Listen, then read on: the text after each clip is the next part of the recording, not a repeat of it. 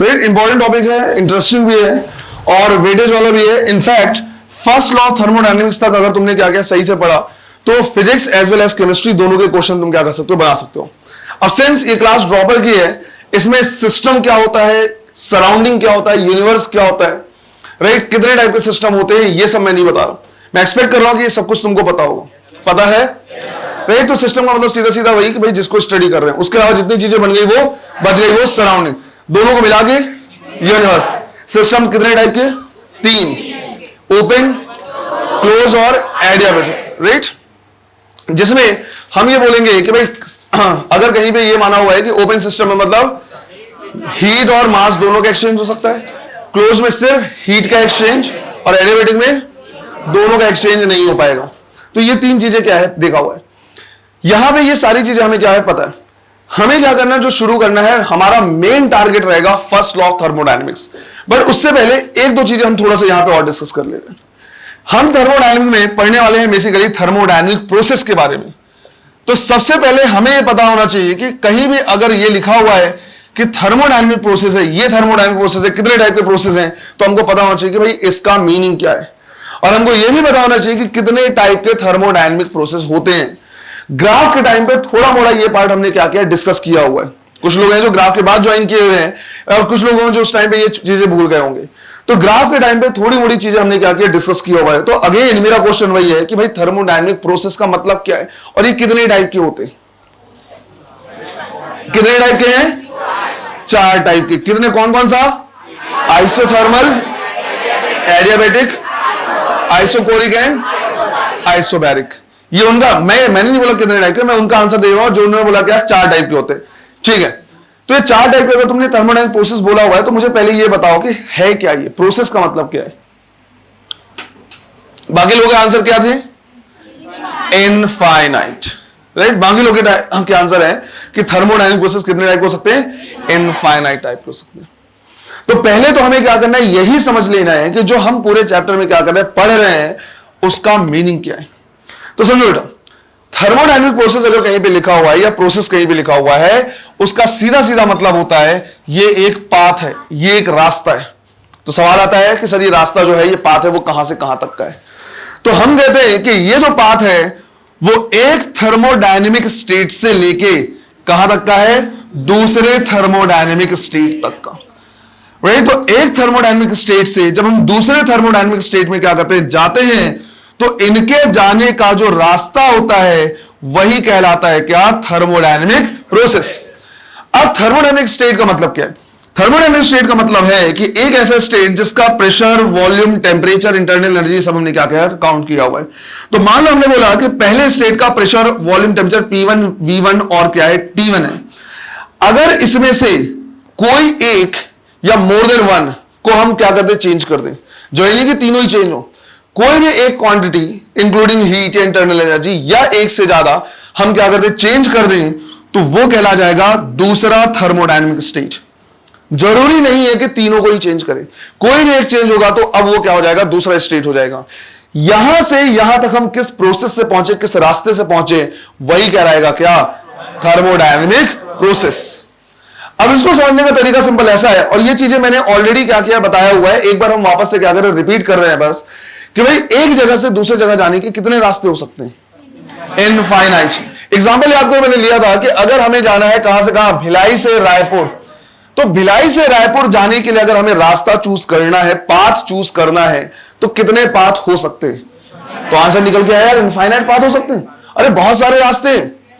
ये अलग बात है कि बाकी लोगों को, सबको कुछ रास्ते के बारे में ही सारी चीजें पता है, उनका डेटा पता है, उनके बारे में डिटेल्स पता है। क्या डिटेल्स पता है पूरे पब्लिक को, वो ये कि कहां बैठना है, कहां उतरना है, किस रास्ते से जाएगा, मोड क्या होगा, बस, train, right, car, cycle, bike, क्या, कितना समय लगेगा, कितना किराया लगेगा अगर हम गए। तो कुछ ऐसे रास्ते हैं जिनका हर डिटेल हमको पता है। तो 2 से 3 रास्ते अगर हम क्या करें, बात करें कि भाई एक तो ये हो गया हमारा मेन हाईवे।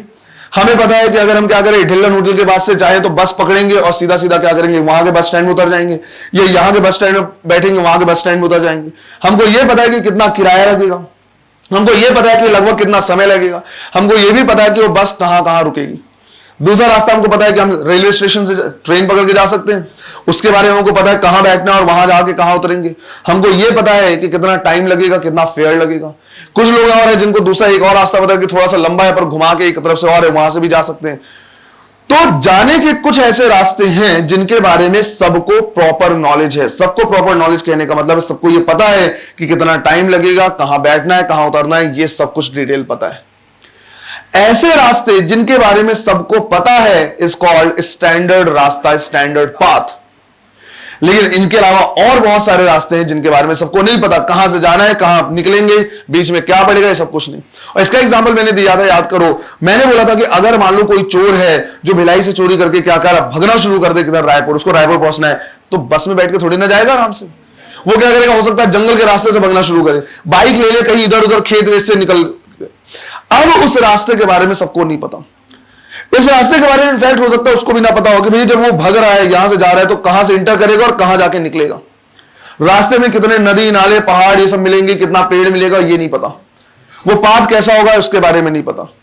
तो बहुत सारे ऐसे रास्ते हैं जो उसको खुद नहीं पता। वो जब यहां से भगना शुरू करेगा, जब वो क्या करेगा, यहां से जाएगा, तो उसको ये बिल्कुल नहीं पता कि वो कैसे जाएगा, कहां पहुंचेगा, और हर बार वो पाथ अलग कहलाएगा। यह पाथ अलग हो जाएगा अगर वो जाते समय किसी पेड़ को इधर से क्रॉस किया और दूसरी बार पेड़ को दूसरे साइड से क्रॉस कर लिया। इनफैक्ट इतना डिफरेंस आने मात्र से ही वो दोनों रास्ते क्या कहलाएंगे, अलग अलग कहलाएंगे। इस चीज का ध्यान रखना, रिवर्सिबल के टाइम पे वापस हम इस पॉइंट पे आएंगे। जो एग्जांपल मैं दे रहा हूं वो कहीं ना कहीं कनेक्टेड है।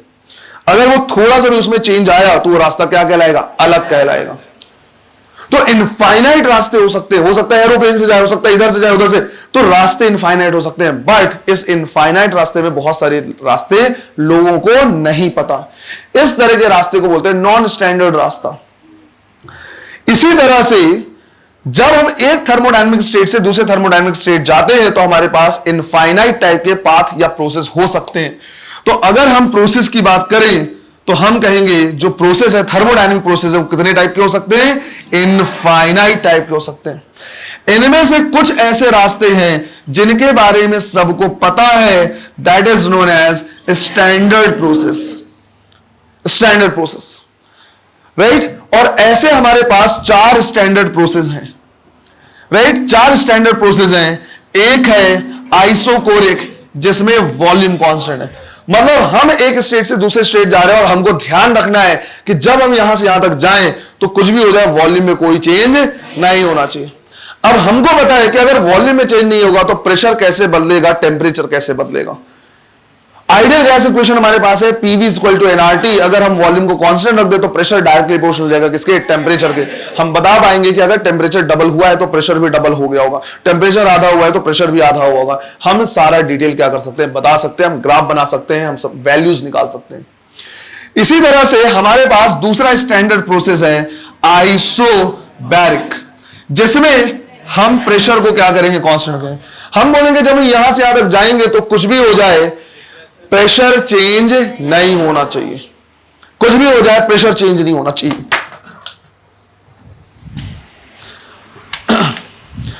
राइट। तीसरा हमारे पास है आइसोथर्मल प्रोसेस, जिसमें टेम्परेचर की वैल्यू क्या होगी, कांस्टेंट। और चौथा हमारे पास है एडियाबैटिक प्रोसेस, जिसमें हीट की वैल्यू कांस्टेंट है। इस पर हम वापस आएंगे। बट इनके अलावा हमारे पास इनफाइनाइट ऐसे रास्ते हैं जिनके बारे में हमें नहीं पता, उनको बोला जाता है नॉन स्टैंडर्ड प्रोसेस।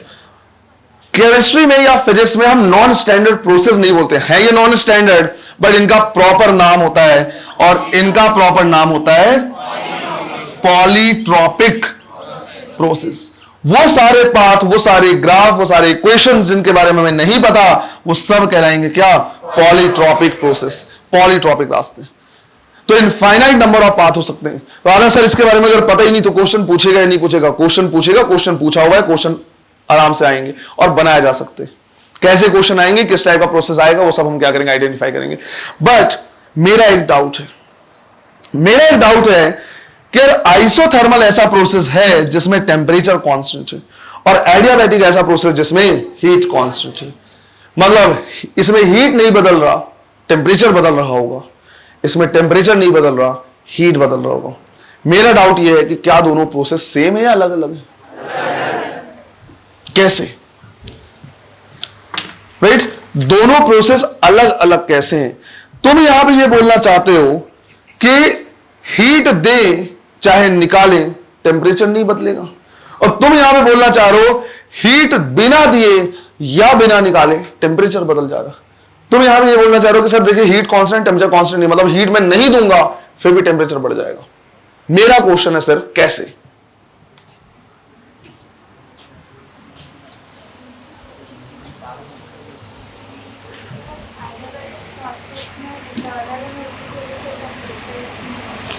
हाँ, कैसे इंटरनल एनर्जी को चेंज कर पाएंगे हम?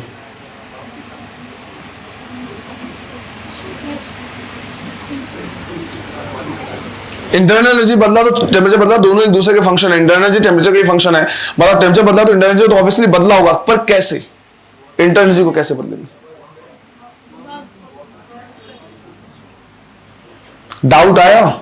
जो मैं पूछना चाह रहा हूं वो ये कि ये दोनों प्रोसेस अलग अलग कैसे हुए? राइट, अगर ये दोनों प्रोसेस अलग अलग हैं, मतलब हम यहां पे बोलना चाह रहे हैं कि टेम्परेचर कांस्टेंट है, हीट देते जा रहे देते जा रहे देते जा रहे, क्योंकि हीट कांस्टेंट नहीं, हीट दे रहे हैं पर टेम्परेचर कांस्टेंट है। हीट लिए जा रहे हैं, निकाले जा रहे हैं, निकाले जा रहे हैं, पर टेम्परेचर कम नहीं हो रहा। यहां पे हम कह रहे हैं कि हीट कांस्टेंट है, हीट ना तो हम दे सकते हैं ना तो, लेकिन टेम्परेचर बदल रहा है। कैसे अलग अलग है? मेरा कॉन्सेप्ट थोड़ा वीक है, मुझे समझाओ बस।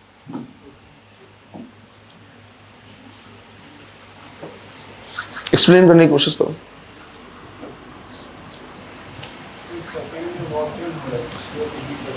एग्जैक्टली सेकेंड में कौन से एडियाबेटिक की बात कर रहे हैं? एडियाबेटिक में क्या कर रहे हैं अपन? वर्क कर रहे हैं। उससे क्या हो रहा है? इंटरनल एनर्जी चेंज हो रहा है, और इंटरनल एनर्जी चेंज हो रहा है तो टेम्परेचर चेंज होगा, लेकिन हीट में कोई चेंज नहीं आ रहा। अब समझो, ये दोनों प्रोसेस ऑब्वियस सी बात है, हम नाम अलग अलग पढ़ रहे हैं तो दोनों अलग अलग ही प्रोसेस होंगे, लेकिन जब हम एडियाबैटिक प्रोसेस क्या करते हैं, सोचते हैं, तो हमेशा दिमाग में क्या आता है? ये मिल्टन का थर्मस, यही आता है। इस मिल्टन के थर्मस को ही हमें समझाया जाता है और हमेशा यही बताया जाता है कि ये एक एडियाबैटिक सिस्टम का एग्जांपल है। ऑल्दो वो एग्जांपल बिल्कुल सही है, एक ड्रॉबैक है। वो ड्रॉबैक ये है कि जब हम इस थर्मस को इमेजिन करने की कोशिश करते हैं, वो हमेशा बिल्कुल क्या है? क्लोज्ड है।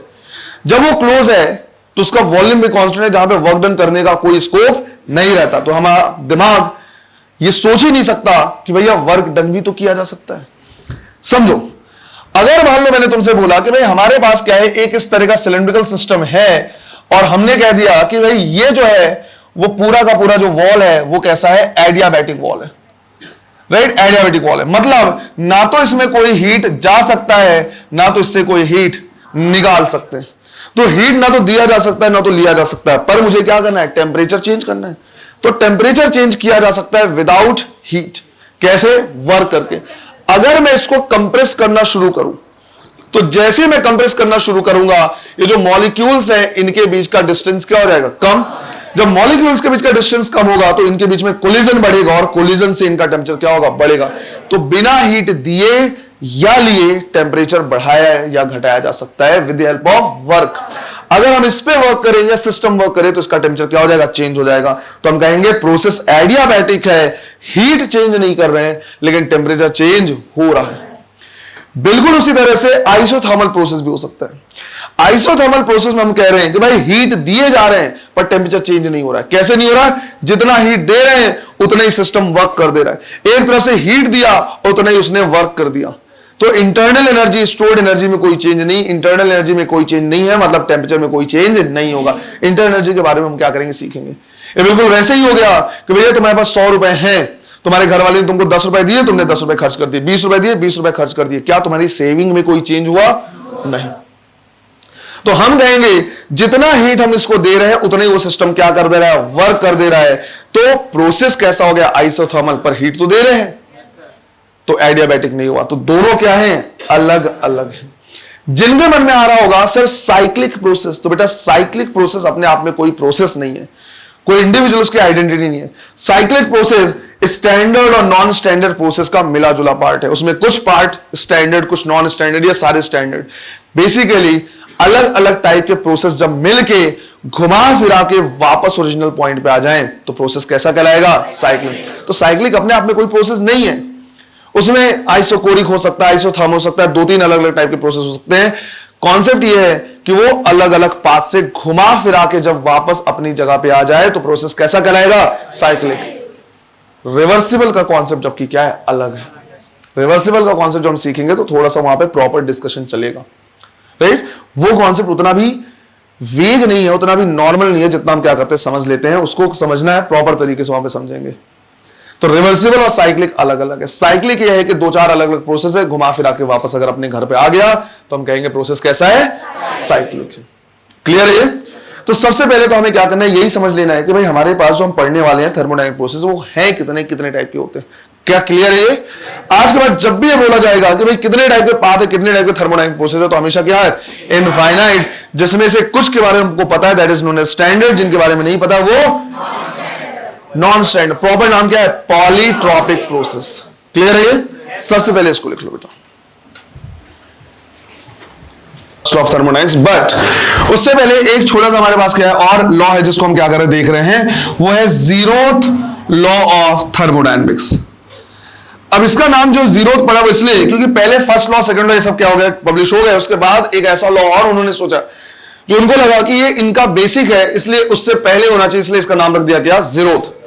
नॉर्मल सा है कि मान लो हमारे पास एक ऐसा सिस्टम है जिसके अंदर में 3 सिस्टम और हैं, राइट? पहला, दूसरा, तीसरा।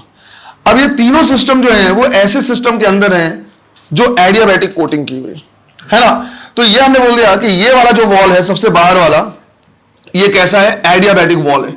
इसका मतलब है बाहर से इसके अंदर कोई हीट नहीं तो ना तो आ सकता है ना तो जा सकता है। जबकि इसके अंदर में ये जो वॉल्स हैं, ये सिस्टम ए है, ये सिस्टम बी है और ये सिस्टम सी है, राइट? लेट्स से यहां पे हमने क्या किया? गैस लिया हुआ है। अब यहां ये जो अंदर में वॉल्स हैं ये दोनों, ये हमारे कंडक्टिंग वॉल्स हैं। कंडक्टिंग वॉल्स कहने का मतलब ये हुआ कि यहां से हीट का एक्सचेंज क्या है? हो सकता है, राइट? लेकिन बाहर से ये किसी भी टाइप से हीट ना तो ले सकते हैं ना तो दे सकते हैं। अब जीरोथ लॉ ये बोलता है कि अगर ऐसा हुआ कि सिस्टम ए और सिस्टम सी आपस में थर्मल इक्विलिब्रियम में अगर है, तो थर्मल इक्विलिब्रियम कहने का मतलब है, अब यहां पे 2 इक्विलिब्रियम बार बार यूज करेंगे, मैकेनिकल और थर्मल। मैकेनिकल इक्विलिब्रियम कहने का मतलब है नेट फोर्स या नेट प्रेशर का 0 होना। दोनों साइड से प्रेशर क्या लग रहा है? बराबर लग रहा है, तो मैकेनिकल इक्विलिब्रियम। थर्मल इक्विलिब्रियम का मतलब हो गया दोनों साइड का टेम्परेचर डिफरेंस 0 होना या टेम्परेचर क्या होना? सेम होना। तो यह बोल रहा है कि अगर सिस्टम ए और सिस्टम सी थर्मल इक्विलिब्रियम में है, सिस्टम बी और सिस्टम सी अगर थर्मल इक्विलिब्रियम में है, तो सिस्टम ए और सिस्टम बी भी थर्मल इक्विलिब्रियम में होंगे।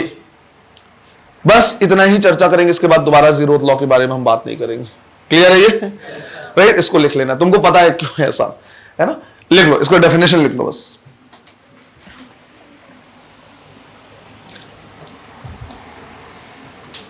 है ना? इसमें लिखना है if system A and C, if system A and C are in thermal equilibrium, comma, system B and C are in thermal equilibrium, system B and C are in thermal equilibrium, then system A and B must be in thermal equilibrium. System A and B must be in thermal equilibrium. और इसको क्या करना है? Draw कर लेना है, बस खत्म। देखो अब किस सीक्वेंस में हम पढ़ने वाले हैं, पहले मैं ओवरव्यू दे दे रहा ताकि तुमको ये ना लगे कि पता नहीं अभी क्या पढ़ रहे फिर क्या पढ़ रहे। हमारा मेन टारगेट है फर्स्ट लॉ ऑफ थर्मोडायनेमिक्स को स्टडी करना, राइट? हमारा मेन टारगेट है फर्स्ट लॉ ऑफ थर्मोडायनेमिक्स को स्टडी करना। फिजिक्स में फर्स्ट लॉ ऑफ थर्मोडायनेमिक्स को लिखा जाता है dq = du + dw, राइट? ये और फर्स्ट लॉ ऑफ थर्मोडायनेमिक्स को स्टडी करने का मतलब है कि हमें जानना है कि भाई ये जो टर्म आया है इंटरनल एनर्जी वाला वो कैसे आया है। तो इंटरनल एनर्जी अगर हमें क्या करना होगा? निकालना होगा। तो du = हम चाहे तो निकाल सकते हैं dq - dw से। तो अब स्टडी कैसे करेंगे? स्टडी करने का तरीका होगा, सबसे पहले हम हीट के बारे में क्या करेंगे? पढ़ेंगे, क्योंकि अभी हम थर्मोडायनेमिक्स अगर देखा जाए हीट एंड थर्मोडायनेमिक्स, तो इससे जस्ट पहले हीट वाले चैप्टर भी पढ़ रहे थे, राइट। और वहां पे हमने देखा था dq equal to ms delta t, specific heat capacity solid और लिक्विड के लिए। अब हमें क्या करना है, मोलर स्पेसिफिक हीट कैपेसिटी देखना है गैस के लिए। तो सबसे पहले हम क्या पढ़ेंगे, dq के बारे में। और जब हीट को हम पढ़ेंगे तो हीट को पढ़ेंगे चारों स्टैंडर्ड प्रोसेस के लिए, कि आइसोथर्मल के लिए अगर लिखना हो तो कैसे लिखेंगे, एडियाबैटिक के लिए, आइसोबैरिक के लिए, आइसोकोरिक के लिए कैसे लिखेंगे। जब हम हीट के बारे में क्या कर लेंगे, पढ़ लेंगे, उसके बाद नेक्स्ट हम आएंगे वर्क डन के बारे में। फिर हम क्या करेंगे, वर्क डन के बारे में पढ़ेंगे, जितने भी स्टैंडर्ड प्रोसेस उनके लिए as well as non standard या साइक्लिक के लिए हम क्या करेंगे, देखेंगे। जब हम हीट के बारे में पढ़ लेंगे, वर्क डन के बारे में पढ़ लेंगे, तो इनके डिफरेंस से हम क्या करेंगे, देखेंगे एनर्जी के बारे में, इंटरनल एनर्जी के बारे में। क्लियर है? तो पढ़ने का तरीका ये रहेगा, हमारा जो मेन टारगेट है वो है फर्स्ट लॉ ऑफ थर्मोडायनेमिक्स तक पहुंचना। उसमें पहुंचने के लिए, वहां तक पहुंचने के लिए पहले हम हीट के बारे में समझ लेंगे सारे स्टैंडर्ड प्रोसेस के लिए, फिर हम वर्क डन के बारे में समझेंगे कि वर्क डन को कैसा लिखा जाता है, फिर जब दोनों समझ में आ जाएगा तो उसकी हेल्प से हम समझने की कोशिश करेंगे किसको, इंटरनल एनर्जी को। तो कंफ्यूजन तो नहीं होगा सर किस सीक्वेंस में पढ़ रहे हैं, ठीक। अब अगर हमें हीट के बारे में पढ़ना है तो हमें यहां पे मोलर स्पेसिफिक हीट कैपेसिटी के बारे में पता होना चाहिए, राइट। तो बिल्कुल एक तरीके से कनेक्ट होगा। वहां तक हमने पढ़ा क्या, ग्राम स्पेसिफिक हीट कैपेसिटी, और वो हमने क्या सीखा है, 1 ग्राम मटेरियल का टेम्परेचर 1 डिग्री सेल्सियस से रेज करने के लिए जितनी हीट चाहिए होती है। तो बेटा मोलर स्पेसिफिक हीट कैपेसिटी का मतलब क्या हो जाएगा, मोलर स्पेसिफिक हीट कैपेसिटी का मतलब क्या हो जाएगा, 1 मोल गैस का टेम्परेचर 1 डिग्री सेल्सियस से राइज करने के लिए जो भी हीट हमें रिक्वायर्ड होगी। क्लियर है? अब जब हम गैस को क्या करते हैं, रखते हैं, तो गैस को बंद क्लोज्ड कंटेनर में रखते हैं। जब हम इसे क्या करेंगे, क्लोज्ड कंटेनर में रखेंगे, तो क्लोज्ड कंटेनर में रखने के 2 तरीके होंगे, या तो हम उसे कांस्टेंट वॉल्यूम में रखेंगे, या तो हम उसे कांस्टेंट प्रेशर में रखेंगे। समझो, 2 यहां पे मैंने क्या कर लिया, सिस्टम ले लिए। मैंने बोला कि पहले सिस्टम में पिस्टन को मैंने यहां से सील कर दिया है। अगर पिस्टन को मैं क्या कर दूंगा, सील कर दूंगा, तो ये कौन सा हो जाएगा, कांस्टेंट वॉल्यूम का कंडीशन, राइट। और यहां पे जो सिस्टम वो सील नहीं है, राइट, ये अपनी जगह पे अटका हुआ है। अंदर से बाहर से प्रेशर जो लग रहा है, क्या हो रहा है यार ये, राइट, बाहर से प्रेशर लग रहा है, अंदर से प्रेशर लग रहा है, और ये अपने इक्विलिब्रियम में। अगर अंदर से प्रेशर बढ़ा तो थोड़ा ऊपर जाएगा, फिर से इक्विलिब्रियम में आ जाएगा, और अपने प्रेशर को क्या रखेगा, कांस्टेंट। तो सेकंड केस हमने यहां पे लिया है कांस्टेंट प्रेशर का, राइट। दोनों में हमने 1 मोल गैस ले लिया है। तो दोनों में हमने क्या किया है, गैस लिया है कितना, 1 मोल। अब हम दोनों को क्या कर रहे हैं, हीट कर रहे हैं, और हीट करके ये पता करना चाह रहे हैं कि भाई इनका टेम्परेचर 1 डिग्री से राइज करने के लिए, 1 डिग्री से बढ़ाने के लिए हमें कितनी हीट देनी पड़ेगी। अब जितना भी हीट हमें क्या करना होगा, देना होगा, वही कहला जाएगा क्या, मोलर स्पेसिफिक हीट कैपेसिटी, क्योंकि 1 मोल है। अब समझो हो क्या रहा है, जब मैं इसे क्या करूंगा, हीट दूंगा किसमें, कांस्टेंट वॉल्यूम में, राइट। जब मैं इसे क्या करूंगा, हीट दूंगा कांस्टेंट वॉल्यूम में, तो पूरा का पूरा हीट सिर्फ और सिर्फ एक काम आएगा, और वो आएगा टेम्परेचर को रेज करने में, राइट। पूरा का पूरा हीट यहां पे काम आएगा टेम्परेचर को रेज करने पे। पर जब हम यहां पे इसको क्या करेंगे, हीट देंगे, वो 2 चीजों में काम आएगा। कुछ काम आएगा टेम्परेचर को रेज करने में, और जब अंदर से प्रेशर क्या होगा, बढ़ेगा, तो ये पिस्टन अपनी जगह से क्या कर देगा, स्लाइड करेगा। स्लाइड होने से यहां पे उसका कुछ पोर्शन काम आया किसमें, वर्क, राइट। कुछ पोर्शन आएगा काम किसमें, वर्क डन में। तुम खुद बताओ किसमें टेम्परेचर जल्दी बढ़ेगा, कांस्टेंट वॉल्यूम में। अगर सेम अमाउंट ऑफ हीट में क्या करूं, रेट ऑफ सप्लाई सेम रखूं, तो कांस्टेंट वॉल्यूम वाले में जो टेम्परेचर है वो जल्दी बढ़ेगा, क्योंकि जितनी भी एनर्जी इसमें दी जा रही है वो पूरा का पूरा काम आ रहा है किसमें, टेम्परेचर बढ़ाने में। जबकि इसमें जब हम क्या कर रहे हैं, हीट दे रहे हैं, तो कुछ पार्ट कन्वर्ट हो रहा है टेम्परेचर बढ़ाने में, कुछ पार्ट, और बाकी पार्ट काम आ रहा है किसमें, वर्क डन में। तो इसमें हमें उसी 1 डिग्री से राइज करने के लिए अमाउंट ऑफ हीट क्या करना पड़ेगा, ज्यादा देना पड़ेगा। अब जितना भी हीट देना पड़ेगा 1 डिग्री से रेज करने के लिए, वही क्या कहलाएगा, मोलर स्पेसिफिक हीट कैपेसिटी। इसमें जो हमें हीट देना होगा उसको हम बोलेंगे molar specific heat capacity at constant volume, और यहां जो देना होगा वो देंगे कांस्टेंट प्रेशर। हमें ये बात समझ में आ रही है, सीधा सीधा हम यहां से थ्योरी से समझ सकते हैं कि भाई सीपी की वैल्यू ज्यादा आ रही है किससे, सीवी से। क्योंकि सीपी या सीवी का बेसिक मतलब क्या हुआ कि 1 डिग्री से रेज अगर हमें करना है तो कितना हीट देना पड़ेगा। इसमें हमें कम हीट देना पड़ रहा है क्योंकि पूरा का पूरा हीट यूटिलाइज हो रहा है किसमें, टेम्परेचर बढ़ाने में, कम हीट देना पड़ा। इसी में हमें अमाउंट ऑफ हीट क्या करना पड़ रहा है, ज्यादा देना पड़ रहा है। वही 1 डिग्री से रेस करने के लिए मैंने ज्यादा हीट दिया हुआ है, और 1 डिग्री से रेस करने के लिए 1 मोल के लिए जो हीट दूंगा वही क्या कहलाएगा, सीपी। तो सीपी की वैल्यू क्या होगी, ज्यादा होगी। बात आई समझ में? आगे जाके हम क्या करेंगे, प्रूफ भी देख लेंगे कि सीपी ज्यादा क्यों होता है सीवी से। बट बेसिक कॉन्सेप्ट तो यही है कि भाई कांस्टेंट प्रेशर में जब भी हम हीट देते हैं तो ऐसा नहीं है कि पूरा का पूरा टेम्परेचर ही बढ़ाता है, कुछ तो क्या करता जा रहा है, वर्क भी करता जा रहा है। सीधा का कॉन्सेप्ट यार समझो। मान लो 2 स्टूडेंट है, दोनों के पेरेंट्स उनको क्या कर रहे हैं, बराबर बराबर पैसे दे रहे हैं, राइट। 10-10 रुपए इसको मिल रहा है, 10-10 रुपए इससे भी मिल रहे हैं, और दोनों का टारगेट है मुझे 100 रुपए क्या करने, जोड़ने, 100 रुपीज जोड़ना है। एक को जितने पैसे मिल रहे हैं वो सब सेव करते जा रहे हैं, जबकि दूसरे को जितने पैसे मिल रहे हैं ये आधा क्या कर रहा है, खर्च कर रहा है। तो 10-10 रुपए इसको मिल रहा है, पूरा 10 रुपए जोड़ रहा है, इसको मिल रहा है 10 रुपए, 5 रुपए खर्च कर रहा है, 5 रुपए जोड़ रहा है। तो कितना रुपीज इसको देना पड़ेगा 100 रुपीज जोड़ने के लिए, 100 मिलेगा, 100 ये क्या कर लेगा, सेव कर लेगा। इसको कितना देना पड़ेगा, 200। आउट ऑफ 200 ये 100 रुपीज जोड़ेगा और 100 रुपीज क्या करेगा, खर्च करेगा। तो ज्यादा अमाउंट देना पड़े इसको क्योंकि कुछ पार्ट क्या कर रहा है, खर्च कर रहा है। तो सिंपल सा कॉन्सेप्ट हमारा ये है कि भाई सीपी की वैल्यू ज्यादा है सीवी से, बिकॉज ये पूरा यूटिलाइज नहीं कर रहा है टेम्परेचर बढ़ाने में, कुछ पार्ट क्या कर रहा है, खर्च कर रहा है। ये है कॉन्सेप्ट। ये नहीं कि बस हमने क्या कर लिया, बस प्रूफ कर लिया और वो हो गया सीपी माइनस सीवी। उसका बेसिक चीज भी पता होना चाहिए, बेस कॉन्सेप्ट पता होना चाहिए कि ऐसा क्यों होता है। ये बात आई समझ में? जब हमें ये समझ में आ गया है तो हम आइसोकोरिक, आइसोबैरिक, आइसोथर्मल ये सबकी में क्या कर सकते हैं, देख सकते हैं कि कितनी हीट की रिक्वायरमेंट होगी। पर उससे पहले इसको मैं लिखा दे रहा, अदरवाइज तुम बाद में भूल जाओगे, है ना। तो लिखना है, बाद में तुम डायग्राम नीचे बना लेना। क्या मोलर स्पेसिफिक कैपेसिटी का डेफिनेशन लिखाना पड़ेगा, याद है अच्छे से?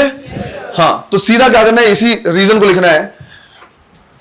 When heat is provided at constant volume,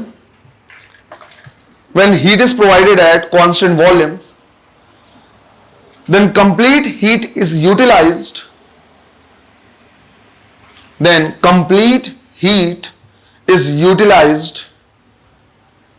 To raise its temperature.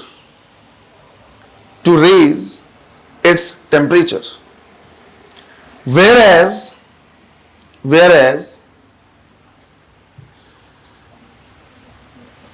when heat is given at constant pressure,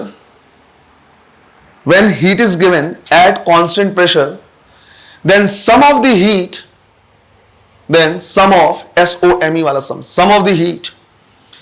is utilized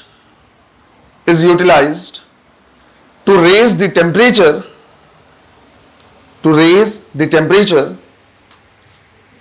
and rest of the heat is converted into work done.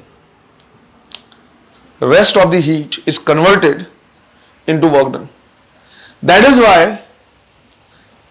why more amount of heat is needed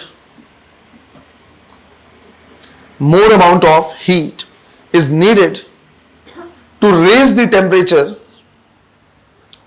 That is why more amount of heat is needed to raise the temperature at constant pressure than in constant volume. और अगर वही gas 1 मोल है तो जो heat हम क्या कर रहे हैं, दे रहे हैं, वो क्या कहलाएगा, सीपी और सीवी। तो ज्यादा हीट देना पड़ेगा कांस्टेंट वॉल्यूम में, कम हीट देना पड़ेगा ज्यादा हीट देना पड़ेगा कांस्टेंट प्रेशर में, कम हीट देना पड़ेगा कांस्टेंट वॉल्यूम में। तो सीपी ज्यादा होगा किससे, सीवी से। कॉन्सेप्ट बिल्कुल क्लियर होना चाहिए बेटा, बिल्कुल क्लियर होना चाहिए। यहां से तो कॉन्सेप्ट छोड़ना ही नहीं है, सारे वो होंगे, लिंक होंगे। तुम्हारी रिस्पॉन्सिबिलिटी बनेगी हर दिन घर जाकर उसको रिवाइज करना है, एक पॉइंट याद रखना है। जैसा अभी मैंने बोला था सिंपल सा पॉइंट था, बस वो रिवर्सिबल में कनेक्ट होगा। तो ऐसे ही क्या करना है, ध्यान रखना है ना। इसको लिख लो, डायग्राम ड्रॉ करो। क्या करेंगे देखेंगे इंटरनल एनर्जी के बारे में। तो अगर हमें क्या करना है, हीट के बारे में पढ़ना है, तो हीट को हम पढ़ेंगे चारों प्रोसेसेस के लिए, राइट। सबसे पहले हम देख रहे हैं आइसोकोरिक प्रोसेस, राइट। ध्यान रखना है, इंटरनल एनर्जी जब हम सीखेंगे तो उसके बाद ही हम ये समझ पाएंगे कि पॉलीट्रॉपिक के लिए हीट या कैपेसिटी, मोलर स्पेसिफिक कैपेसिटी कैसे निकालेंगे, है ना। तो ये नहीं समझना है कि सर सिर्फ इसको स्टैंडर्ड प्रोसेस के लिए पढ़ रहे हैं, नहीं, इसको भी हम पढ़ेंगे नॉन स्टैंडर्ड के लिए, बट उसको पढ़ने के लिए किसकी रिक्वायरमेंट पड़ेगी, इंटरनल एनर्जी। अब इंटरनल एनर्जी को समझने के लिए हीट की, तो पहले हम स्टैंडर्ड के लिए हीट पढ़ते हैं, फिर इंटरनल एनर्जी सीखते हैं। जब इंटरनल एनर्जी के बारे में आ जाएगा, समझ जाएंगे, तो उसके बाद फिर साइक्लिक प्रोसेस के लिए as well as non standard process के लिए भी मोलर स्पेसिफिक कैपेसिटी हम निकालना सीखेंगे, और अच्छे अच्छे क्वेश्चंस एग्जाम में आए हुए हैं, है ना। तो कंफ्यूज नहीं होना कि पहले क्या चल रहा है बाद में क्या चल रहा है, सारी चीजें इस तरह के सीक्वेंस में चलेंगी, हीट, फिर वर्क डन, फिर इंटरनल एनर्जी, फिर इसमें जो पार्ट एक दो छोटा रहेगा उसके बाद इसको फिर पढ़ेंगे। तो आइसोकोरिक प्रोसेस ऐसा प्रोसेस है जिसमें वॉल्यूम की वैल्यू क्या है, कांस्टेंट। अगर वॉल्यूम कांस्टेंट है तो सी को लिखा जाना चाहिए क्या, सीवी, और हीट को हम लिखेंगे जिस तरह से लिखा जाता है एमएस डेल्टा टी, राइट। यहां पे हम लिखेंगे क्या, एम की जगह पे number of moles, gram specific की जगह पे सीवी और डेल्टा टी। तो हमारे पास सिंपल सा फॉर्मूला आ जाएगा क्या, D Q equal to N CV D T, और सीवी की वैल्यू निकालना हम सीखेंगे केटीजे में। जब डिग्री ऑफ फ्रीडम क्या कर लेंगे, सीख जाएंगे, तो हम निकालना सीखेंगे वहां पे। इसी तरह से दूसरा प्रोसेस हमारे पास क्या हो जाएगा, आइसोबैरिक प्रोसेस। आइसोबैरिक ऐसा प्रोसेस है जिसमें प्रेशर की वैल्यू क्या है, अगर प्रेशर की वैल्यू कांस्टेंट है तो सी को लिखा जाना चाहिए क्या, सीपी। अगर हम इसे सीपी लिखेंगे तो डीक्यू इक्वल टू हमें लिखना चाहिए N CP delta T, right. और सीबी की वैल्यू भी हम निकालना सीखेंगे कहां पे, केटीजी में भी। अगर उससे पहले क्वेश्चन आएगा तो मैं वैल्यू बता दूंगा, लेकिन अगर केटीजी पढ़ने के बाद आएगा तो वो वैल्यू तुमको खुद निकालनी होगी। तीसरा प्रोसेस हमारे पास क्या है, आइसोथर्मल। तीसरा प्रोसेस है आइसोथर्मल, जहां पे टेम्परेचर की वैल्यू क्या है, कांस्टेंट। अगर टेम्परेचर की वैल्यू कांस्टेंट तो dt की वैल्यू कितनी, जीरो। अब अगर हम dq is equal to NC delta T लिखें, c is equal to cps, cp कुछ नहीं लिखना है, तो c इज इक्वल टू क्या लिखा जाएगा, dq divide by N dt, और dt की वैल्यू कितनी है, जीरो। तो यहां से c कितना आएगा, अब c के इनफाइनाइट आने का मतलब क्या हुआ, अगर c की वैल्यू इनफाइनाइट आ रही है तो उसका मीनिंग क्या हो गया, अरे स्पेसिफिक कैपेसिटी का मतलब क्या है, कितना हीट देना होगा 1 डिग्री टेंपरेचर रेस करने के लिए, और उसकी वैल्यू आ रही है इनफाइनाइट, मतलब हमें इनफाइनाइट अमाउंट ऑफ हीट देना पड़ेगा टेंपरेचर को 1 डिग्री से रेस करने के लिए, या कंक्लूजन सीधा सीधा यह है कि हम टेंपरेचर रेस नहीं कर पाएंगे। इसी तरह से फोर्थ हमारे पास क्या है, एडियाबैटिक प्रोसेस। एडियाबैटिक ऐसा है जिसमें Q की वैल्यू क्या है, कांस्टेंट, तो चेंज इन हीट कितना, zero. dq is equal to हम लिखेंगे nc डेल्टा टी, तो c इज इक्वल टू क्या लिखेंगे, dq divide by n delta T. अब dq की वैल्यू जीरो है तो c कितना है, जीरो। क्या मतलब हुआ इसका, हमें सिर्फ जीरो हीट देना है टेंपरेचर रेस करने के लिए, या हम बोलेंगे बिना हीट दिए हम टेंपरेचर क्या कर सकते हैं, रेस कर सकते हैं। और वही तो हम समझ रहे थे कि भाई बिना हीट दिए हम क्या कर सकते हैं, टेंपरेचर रेस कर सकते हैं, मतलब हम वर्क डन की हेल्प से टेंपरेचर रेस करेंगे। तो हमारे पास कहने को तो क्या हो गए, 4 प्रोसेस हो गए जिसमें स्पेसिफिक कैपेसिटी पढ़ना चाहिए था, पर 2 प्रोसेस में इनका कोई खास सेंस नहीं बनेगा, इनफाइनाइट जीरो। तो हमारे पास बच क्या गया, एक एनसीपी डेल्टा टी और एक एनसीवी डेल्टा टी। ये हमने पढ़ लिया सारे स्टैंडर्ड प्रोसेस के लिए हीट। नेक्स्ट हमें पढ़ना है क्या, सारे स्टैंडर्ड प्रोसेस के लिए वर्क डन। पहले इसको नोट कर लो बेटा पूरा, यहां का मतलब क्या है और जीरो का मतलब क्या है, क्लियर है। करेंगे तो साइन कन्वेंशन चाहे वो फिजिक्स हो चाहे वो केमिस्ट्री हो, क्या होगा, सेम होगा। तो फिजिक्स और केमिस्ट्री दोनों में जब हम हीट के साइन कन्वेंशन की बारे में बात कर रहे हैं, राइट, हीट के साइन कन्वेंशन की बात कर रहे हैं, तो वो बिल्कुल सेम है। और वो है, अगर हम सिस्टम को हीट दे रहे हैं तो heat given to the system, इसको क्या लेंगे, पॉजिटिव। अगर सिस्टम को हम क्या कर रहे हैं, हीट दे रहे हैं, तो उसको जब भी लिखेंगे क्या लिखेंगे, पॉजिटिव। और इसी तरह से अगर heat released by the system है, heat released by the system, अगर सिस्टम हीट क्या कर रहा है, दे रहा है, तो उसको क्या लिखेंगे, नेगेटिव। तो फिजिक्स हो चाहे केमिस्ट्री हो, साइन कन्वेंशन दोनों का क्या है, सेम है, कोई भी चेंजेस नहीं आएंगे, है ना। तो साइन कन्वेंशन भी साथ साथ लिख लेना है, लिख लो से भी। चलो देखो, अब हीट जब हमने क्या कर लिया, पढ़ लिया है, तो उसके बाद हमें क्या करना है, पढ़ना है वर्क डन के बारे में। अब वर्क डन में थोड़ा सा क्या करना है, केयरफुल रहना है। केयरफुल इसलिए क्योंकि फिजिक्स में और केमिस्ट्री में इनके साइन कन्वेंशन क्या है, उल्टे। और सबसे ज्यादा कंफ्यूजन क्या होता है, यहीं पे होता है, कहां पे प्लस कहां पे माइनस। तो इस चीज को समझो, आज के बाद कभी भी तुमको साइन कन्वेंशन रटने की जरूरत नहीं पड़ेगी और कभी भी कंफ्यूजन नहीं होगा। सबसे पहले समझ रहे हैं कि ऐसा क्यों है कि इनके साइन कन्वेंशन उल्टे हैं। दोनों के साइन कन्वेंशन उल्टे होने का कारण सीधा सीधा यह है कि जब फिजिक्स में फर्स्ट लॉ ऑफ थर्मोडायनेमिक्स क्या करते हैं, लिखा जाता है, तो लिखा जाता है dq is equal to du plus dw। पर जब केमिस्ट्री में फर्स्ट लॉ ऑफ थर्मोडायनेमिक्स लिखा जाता है तो वहां लिखा जाता है du is equal to dq plus dw। तो अगर दोनों को सिमिलर फॉर्मेट में लाए तो हम लिख सकते हैं dq is equal to du minus dw। अब अगर हम इन दोनों को क्या करें, कंपेयर करें, राइट, इन दोनों को तुम कंपेयर करो तो यहां भी dq पॉजिटिव है, यहां भी dq पॉजिटिव है, यहां भी du पॉजिटिव, du पॉजिटिव, लेकिन dw को अगर देखोगे तो उल्टा लिखा हुआ है। लेकिन अगर कोई थर्मोडायनेमिक प्रोसेस हो रहा है तो उसको थोड़ी ना पता कि फिजिक्स वाला सॉल्व कर रहे हैं, केमिस्ट्री वाले सॉल्व कर रहे हैं। भैया उस प्रोसेस के लिए जो भी चेंज होगा वो तो सेम होगा और आंसर भी क्या आना चाहिए, सेम आना चाहिए। अब अगर आंसर सेम आना चाहिए लेकिन अगर फॉर्मूले अपोजिट हैं तो सेम आंसर कैसे लाएंगे? तो हम W को, जो वर्क डन है, उसके साइन कन्वेंशन को क्या कर देते हैं, उल्टा कर देते हैं। मुझे बताओ कौन सही है इसमें? एग्जैक्टली, दोनों सही है। तो फिर अलग अलग क्यों है? क्योंकि वर्क डन को जब कंसीडर किया जाता है तो दोनों में अलग अलग जगह से कंसीडर किया जाता है। एक कंजर्वेटिव फोर्स को क्या करते हैं, कंसीडर करते हैं, और दूसरा एक्सटर्नल फोर्स को कंसीडर करते हैं। अब हमें पता है कि कंजर्वेटिव फोर्स और एक्सटर्नल फोर्स हमेशा एक दूसरे के क्या रहेंगे, अपोजिट रहेंगे, जिसकी वजह से अगर conservative force work done positive कर रहा है तो एक्सटर्नल फोर्स जब अपोजिट लगेगा तो वर्क डन क्या करेगा, नेगेटिव। इसलिए उल्टा लिखने हो गया। बट आंसर हमेशा क्या आएगा, सही आएगा, चाहे फिजिक्स से सॉल्व करो चाहे केमिस्ट्री सॉल्व करो।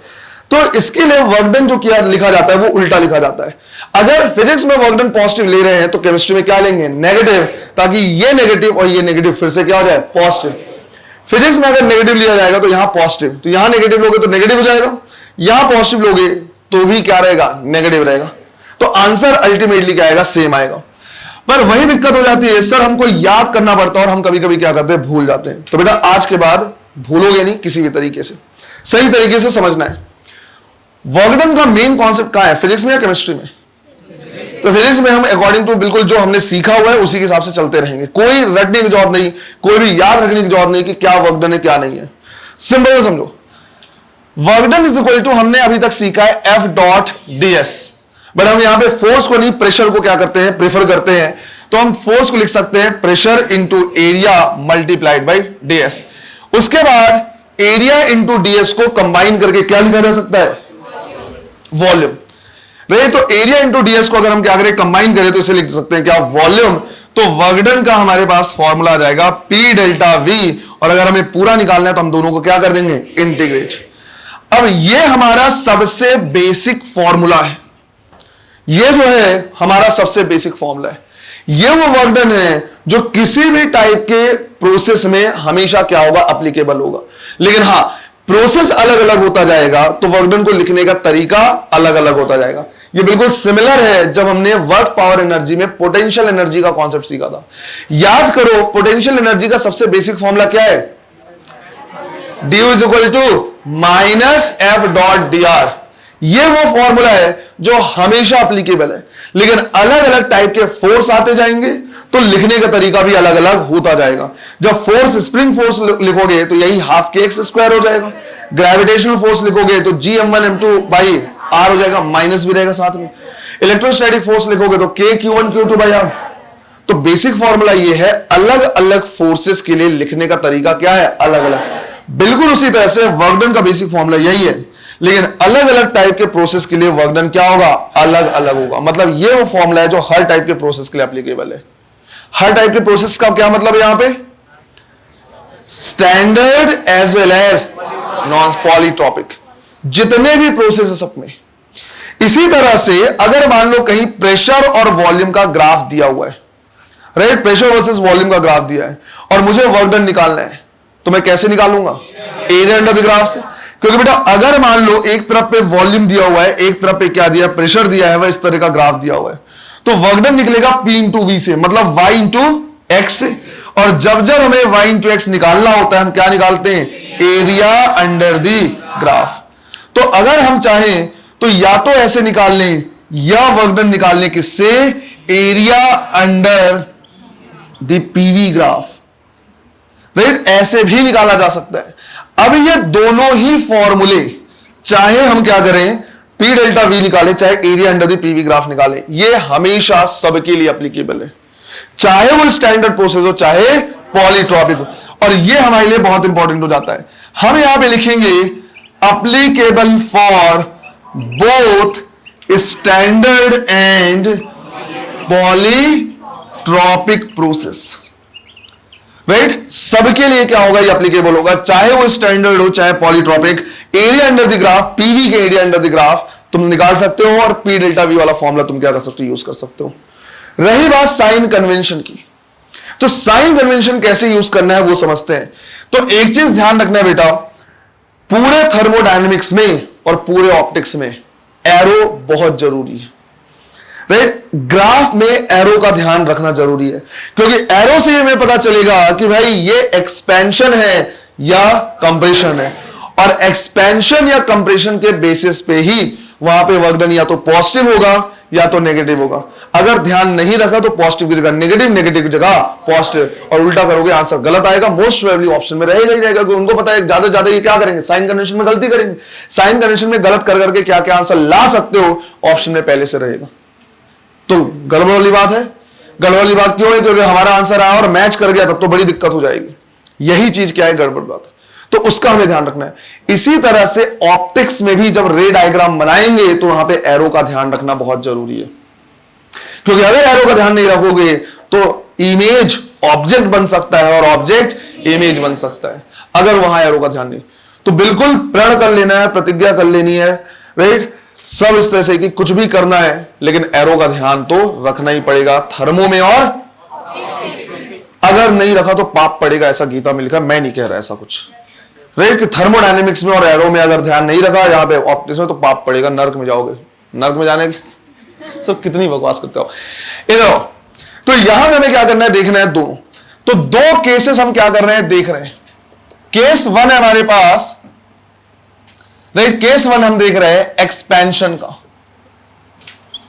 मतलब हमने बोला कि हमारे पास क्या है, एक पिस्टन का सिस्टम है और वो क्या कर रहा है, एक्सपैंड हो रहा है, राइट, वो क्या हो रहा है, एक्सपैंड हो रहा है, यहां से ऐसे जा रहा है।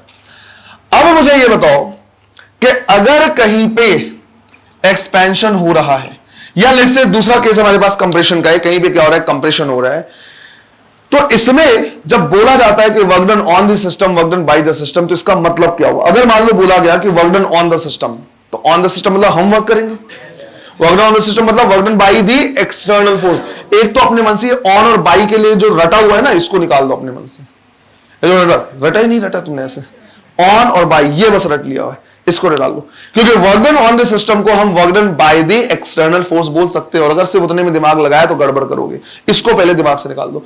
और दूसरा मुझे ये बताओ कि अगर लिखा work done on the system या work done by external force, मतलब हम सिस्टम पे वर्क कर रहे हैं, तो हमारे द्वारा किया गया जो वर्क है वो कौन सा कहलाएगा, कंप्रेशन या एक्सपेंशन या दोनों।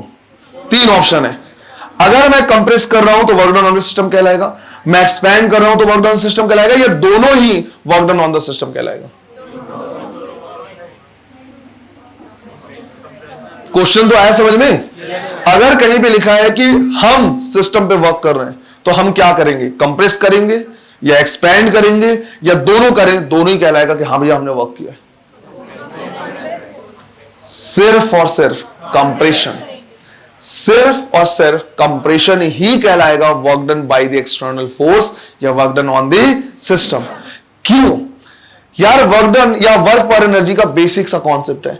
हम जब जब वर्क करेंगे हम तब तब कंजर्वेटिव के अगेंस्ट वर्क करेंगे।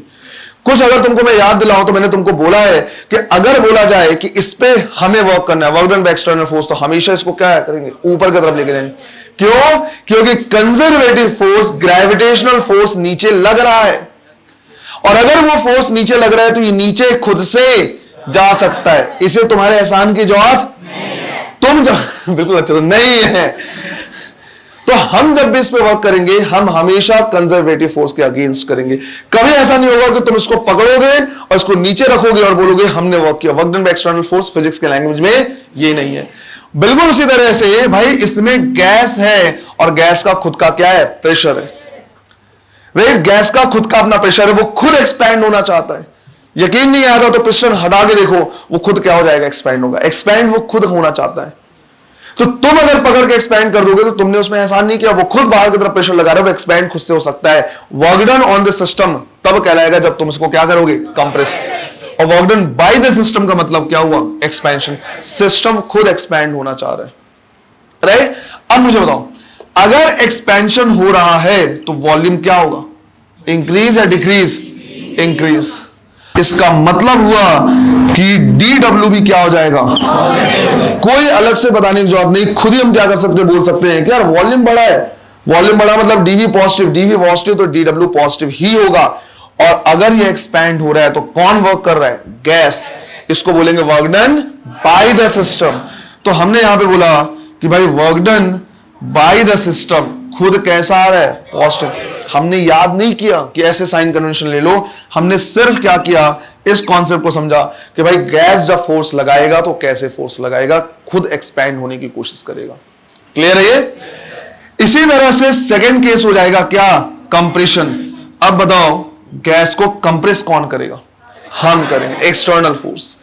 अगर कंप्रेशन हो रहा है तो वॉल्यूम डिक्रीज होगा, वॉल्यूम डिक्रीज होगा तो डीवी नेगेटिव होगा, और डीवी नेगेटिव होगा तो DW भी तो बेटा नेगेटिव। तो ये खुद आ रहा है, राइट। हमको याद करने की जरूरत नहीं, हम बोले यार वॉल्यूम डिक्रीज होगा तो डीवी नेगेटिव, तो डीवी नेगेटिव, DW खुद आ जाएगा नेगेटिव।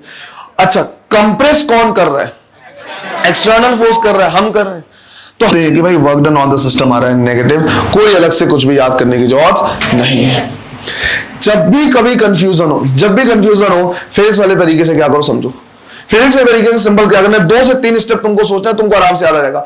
तुमको ये ध्यान रखना है कि भैया गैस का खुद का प्रेशर है। हमारा कॉन्सेप्ट ये कहता है कि हम जब जब फोर्स लगाएंगे, एक्सटर्नल फोर्स जब जब वर्क करेगा, वो कंजर्वेटिव के अगेंस्ट काम करेगा। अगर गैस वर्क करेगा तो गैस का खुद का प्रेशर वो एक्सपैंड होना चाहेगा, मतलब एक्सपेंशन कहलाएगा work done by the system. Expand हुआ तो वॉल्यूम बढ़ा, डीवी पॉजिटिव, DW पॉजिटिव, मतलब work done by the system खुद आ गया पॉजिटिव। हम जब जब वर्क करेंगे हम हमेशा गैस को कंप्रेस करेंगे, हम कंप्रेस करेंगे तो work done on the system कहलाएगा, या work done by external force, यही और कहला सकता है work done by the external force. इसलिए मैंने बोला ऑन और बाई के चक्कर में मत रहो। अब सिस्टम पे वर्क करेंगे तो कंप्रेशन होगा, कंप्रेशन होगा तो डीवी नेगेटिव, डीवी नेगेटिव तो DW खुद से क्या आ जाएगा, नेगेटिव। बस हो गया खत्म, work done on the system खुद से आ गया नेगेटिव। रही बात केमिस्ट्री में, तो केमिस्ट्री में एग्जैक्टली क्या कर देना है, उल्टा कर देना है, राइट। केमिस्ट्री में जस्ट इसका उल्टा कर देना है। केमिस्ट्री में तुम याद रख लो, यहां से तुम निकाल लो और वहां पे निकल लोगे सिंपल क्या, work done by the system जो आ जाएगा वो नेगेटिव, और work done on the system, याद है ऑन द और बाय द का मतलब क्या है, हम वर्क करेंगे तो हम क्या करेंगे, सिस्टम वर्क करेगा तो क्या करेगा, राइट। साथ ही साथ भाई उस टाइम पे कंप्रेशन होना चाहिए, एक्सपेंशन होना चाहिए। कंप्रेशन या एक्सपेंशन में वॉल्यूम इंक्रीज होगा या डिक्रीज होगा।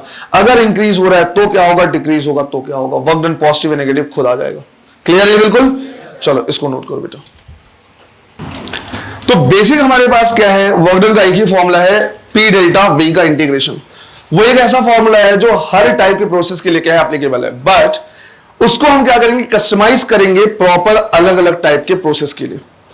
तो सबसे पहले हम क्या करेंगे, देखेंगे कि हमारे जो 4 स्टैंडर्ड प्रोसेस हैं उनमें अगर हम वर्क डन के फॉर्मूले को क्या करें, निकालना चाहें तो एग्जैक्टली वर्क डन का फॉर्मूला आएगा क्या।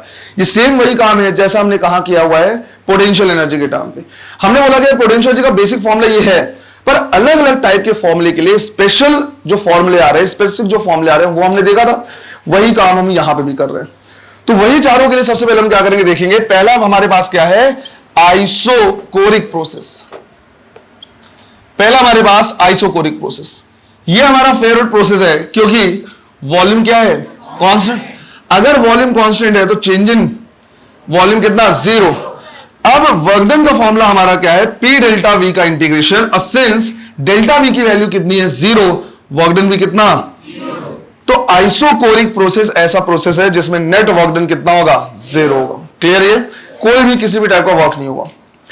अब हम यहां पे क्या कर रहे हैं, थोड़ा सा ग्राफ भी ड्रॉ कर रहे हैं, साथ साथ हम ग्राफ भी इसका क्या कर रहे हैं, लेके चल रहे हैं।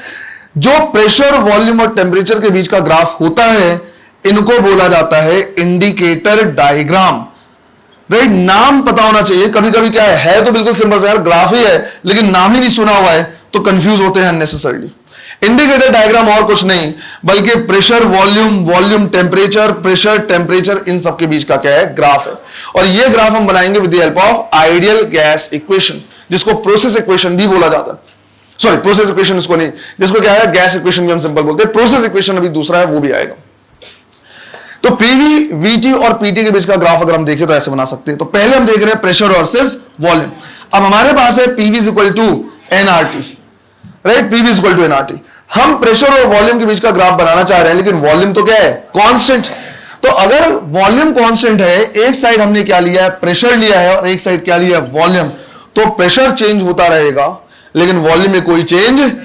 तो लेट्स से हमारा ग्राफ इस तरह से, यहां पे हमने बोला कि भाई वॉल्यूम वी नॉट है, यहां पे प्रेशर है P1 और यहां पे प्रेशर क्या हो गया है, P2। तो वॉल्यूम चेंज नहीं हो रहा है, यहां पे भी वॉल्यूम वी नॉट है, यहां भी वॉल्यूम वी नॉट है, सिर्फ और सिर्फ क्या हो रहा है, प्रेशर चेंज हो रहा है। ग्राफ बनेगा इस तरह से। अच्छा, प्रेशर और वॉल्यूम में पीवी ग्राफ के नीचे का जो एरिया होगा वही क्या देता है, वर्क डन। इस लाइन के नीचे का एरिया कितना है, 0, मतलब वर्क डन भी कितना है, 0। यहां से भी वेरीफाई कर सकते हैं। इसी तरह से अगर हम वॉल्यूम और टेम्परेचर के बीच का क्या करें, ग्राफ चेक करें, तो एक तरफ हमने ले लिया है क्या, टेम्परेचर, एक तरफ ले लिया क्या, वॉल्यूम। अगेन हम बोलेंगे वॉल्यूम कांस्टेंट रहना चाहिए, भले टेम्परेचर इंक्रीज या डिक्रीज हो जाए। तो यहां पे हमने वॉल्यूम वी नॉट ले लिया है, यहां का टेम्परेचर हमने लिया है क्या, T1, और यहां का टेम्परेचर ले लिया क्या, T2। तो वॉल्यूम और टेम्परेचर के बीच का ग्राफ इस तरह से, वॉल्यूम में कोई चेंज नहीं आएगा, टेम्परेचर इंक्रीज या डिक्रीज हो सकता है। अगर इसके नीचे का मैं एरिया निकाल लूं तो एरिया क्या देगा हमें, कुछ भी नहीं देगा, राइट। तो सिर्फ और सिर्फ जो वर्क डन है वो एरिया किसके नीचे का लेना है, प्रेशर और वॉल्यूम। इसी तरह से तीसरा हमारे पास प्रेशर और टेम्परेचर के बीच। अब हम लिख रहे हैं भाई पीवी इज इक्वल टू क्या है, एनआरटी। वॉल्यूम कांस्टेंट है सिंस प्रोसेस कौन सा है, आइसोकोल। नंबर ऑफ मोल्स तब तक चेंज नहीं होगा जब तक कोई गैस या तो ऐड ना करे या तो निकाले ना, रिलीज ना करे। और आइडियल गैस कांस्टेंट है, ये कांस्टेंट है। तो अगर V, N और R को कांस्टेंट कर दे तो P डायरेक्टली प्रोपोर्शनल हो जाएगा किसके, T के। P डायरेक्टली प्रोपोर्शनल हो जाएगा T के। अगर P डायरेक्टली प्रोपोर्शनल हो गया किसके, T के, तो ग्राफ कैसा बनेगा, स्ट्रेट लाइन। तो जो ग्राफ बनेगा वो बनेगा कैसा, स्ट्रेट लाइन, राइट। हम बोलेंगे सिंपल, T1 पे प्रेशर अगर P1 है तो T2 होने पे प्रेशर कितना हो गया है, P2। इस तरह से क्लियर है। चलो लिख लो इसको। हाँ, इसको ऑरिजिन से क्यों नहीं लिए, जब भी पीवी इक्वल टू एनआरटी लिखेंगे टेम्परेचर कौन सा लेंगे, केल्विन में। ऑरिजिन से लेने का मतलब क्या हुआ, 0 केल्विन, जो कि एक एब्स्ट्रैक्ट कॉन्सेप्ट है, सिर्फ उसको पीछे की तरफ ट्रेस बैक करके क्या किया लिया गया है। तो सिंस टेम्परेचर को हम 0 में नहीं ले सकते, 0 डिग्री सेल्सियस में लिया जा सकता है पर केल्विन में नहीं ले सकते, इसलिए हमने इसको ऑरिजिन से ड्रॉ नहीं किया है ना। कॉन्सेप्ट वाइज वो पीछे तक जाएगा पर एक्चुअल में नहीं, इसलिए देखो। फिर सेकेंड हमारे पास क्या है, आइसोबैरिक प्रोसेस, राइट। सेकेंड है आइसोबैरिक प्रोसेस। आइसोबैरिक प्रोसेस में जो प्रेशर है वो क्या है, कांस्टेंट। अब अगर हमें क्या करना है, वर्क डन निकालना है, तो dW इक्वल टू क्या लिखेंगे, P डेल्टा V। अब दिक्कत यह आ रही थी कि भाई इससे पहले तो चलो वॉल्यूम क्या था, कांस्टेंट था, तो वर्क डन तो कितना आ गया, 0। पर इसके आगे अगर मुझे क्या करना है, प्रोसीड करना है, तो हमें समझ में आ जाएगा कि प्रेशर और वॉल्यूम दोनों कैसे हैं, अलग अलग फंक्शन है या नहीं है। अब अगर दोनों अलग अलग फंक्शन हैं, इसका मतलब है इसके आगे प्रोसीड 2 रीजन से या 2 स्टेप में किया जा सकता है।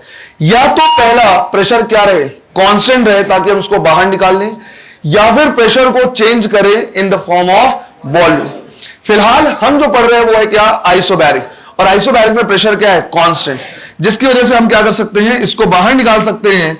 और हम सिंपल क्या करेंगे, लिखेंगे कि देखो ऐसा है, वॉल्यूम चेंज हो रहा है लेट से कहां से कहां तक, V1 से V2 तक, और उसमें वर्क डन हुआ कितना, 0 to W, प्रेशर कांस्टेंट है, बाहर आ गया।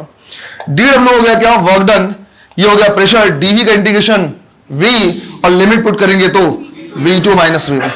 तो यहां पे जब हम आइसोबैरिक प्रोसेस क्या करते हैं, पढ़ते हैं, तो वर्क डन का काफी इजी सा फॉर्मूला आता है, किस प्रेशर पे वो हो रहा है, multiplied by V2 minus V1। हमेशा V2 माइनस V1 ही लिखना है। अगर एक्सपेंशन हुआ है तो फाइनल वॉल्यूम V2 ज्यादा होगा, V1 कम होगा, वर्क डन पॉजिटिव आ जाएगा। एक्सपेंशन गैस करेगा और वो कहलाएगा work done by the system. अगर कंप्रेशन हो रहा है तो V2 क्या होगा, कम होगा V1 से, और वर्क डन आ जाएगा नेगेटिव, कंप्रेशन कहलाएगा work done on the system, जो कि नेगेटिव है। तो इस चीज का ध्यान रखना, हमेशा V2 माइनस V1 ही लिखना है। और बिल्कुल सिंपल सा फॉर्मूला है हमारे पास, work done is equal to किस प्रेशर पे हो रहा है, ध्यान रखना, मैं बार बार इस चीज को बोला, किस प्रेशर पे हो रहा है, रट नहीं लेना बस, P किस प्रेशर पे हो रहा है multiplied by V2 minus V1। अगर इनके लिए हम क्या करें, इंडिकेटर डायग्राम बनाएं, तो पहला हम बोलेंगे प्रेशर वर्सेस वॉल्यूम में। जब प्रेशर वर्सेस वॉल्यूम में क्या करेंगे, लेंगे, तो एक साइड हमने लिया है क्या प्रेशर, एक साइड लिया है क्या वॉल्यूम। अब इसमें वॉल्यूम इंक्रीज या डिक्रीज हो सकता है, पर प्रेशर में कोई चेंज नहीं होगा। तो लेट से हमने बोला कि ये हमारा क्या है, प्रोसेस है जो हो रहा है लेट से P नॉट पे, इसमें वॉल्यूम V1 से लेके V2 तक क्या हो गया, चेंज हुआ। तो हम इसके लिए लिखेंगे work done is equal to P naught V2 minus V1। और साथ ही साथ इसके नीचे का जो एरिया है वो एरिया और क्या देगा हमें, वर्क डन, राइट, वो एरिया देगा हमें वर्क डन। इसी तरह से अगर हम यहां पे क्या करें, वॉल्यूम वर्सेस टेम्परेचर बनाए, तो हमारे पास फॉर्मूला है PV is equal to nRT। P constant है, NR कांस्टेंट है, तो यहां से आ रहा है V directly proportional to T। अगर ये V directly proportional to T का हम क्या करें, ग्राफ बनाए, तो ग्राफ कैसा बनेगा, स्ट्रेट लाइन, इस तरह से, ऑरिजिन से नहीं जाएगा, रीजन मैंने क्या कर दिया बता दिया है ना, इस तरह से। और हम बोलेंगे सीधा सीधा कि देखो V1 में अगर टेम्परेचर कितना है T1, तो V2 में जो टेम्परेचर होगा वो कितना होगा, T2। इसी तरह से तीसरा हमारे पास हो जाएगा क्या, pressure versus temperature, pressure versus temperature. तो यहां पे अगर हम क्या करें, ड्रॉ करें, तो एक साइड टेम्परेचर ले लिया है, एक साइड क्या ले लिया, प्रेशर। प्रेशर कांस्टेंट रहेगा, टेम्परेचर में चेंज होता रहेगा, कोई फर्क नहीं पड़ना। तो लेट्स से ये T1 हो गया, T2 हो गया, ये P नॉट हो गया। सिर्फ और सिर्फ जब भी हमें एरिया अंडर द ग्राफ लेना है, वो लेना है किसके लिए, PV ग्राफ के लिए। कल वाली क्लास, मतलब जो मंडे वाली क्लास हमारी होगी, वो बहुत इंपॉर्टेंट होने वाला है, क्योंकि वहीं पे हम क्या करने वाले, सीखने वाले हैं ग्राफ से कैसे वर्क डन निकालना है, कैसे कैसे क्वेश्चन बन सकते हैं, वो क्लास। ये तो बिल्कुल एक तरीके से इंट्रोडक्टरी क्लास हो गई, राइट। अगली क्लास में दो हमारा क्या क्या छूट गया है, राइट, आइसोथर्मल और एडियाबेटिक। वहां पे वर्क डन का फॉर्मूला क्या होगा, उसके बाद साइक्लिक देखेंगे, पॉलीट्रॉपिक वाला, सब में क्या करेंगे देखेंगे, और चेक करेंगे वर्क डन के क्या क्या क्वेश्चन बन सकते हैं। तो अगली क्लास में भी हम क्या करेंगे, वर्क डन के ही क्वेश्चंस करेंगे, और वर्क डन के जब क्वेश्चंस कंप्लीट हो जाएंगे तो उसके बाद हम स्विच करेंगे किसमें, इंटरनल एनर्जी वाले। क्लियर है ये, चलो, थैंक यू।